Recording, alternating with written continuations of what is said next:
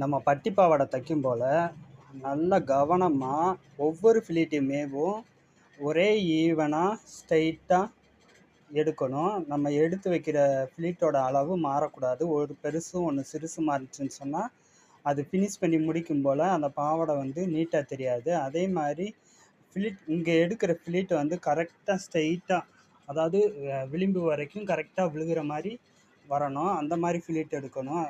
இங்கே வந்து கொஞ்சமாக துணியை உள்ளே திணிச்சிட்டு நீங்கள் ஃப்ளீட் எடுத்தீங்கன்னு சொன்னால் அந்த ஃப்ளீட்டு கீழே வரைக்கும் ஸ்ட்ரைட்டாக வராது. கரெக்டாக ஒரு ஃப்ளீட் எவ்வளோ தூரம் கேப்பில் நம்ம உள்ளே திணிக்கிறோமோ அதே ஃப்ளீட் அளவு நம்ம உள்ளே திணிச்சு எடுத்தோம்னு சொன்னால் ஒரே மாதிரி கரெக்டாக வரும்.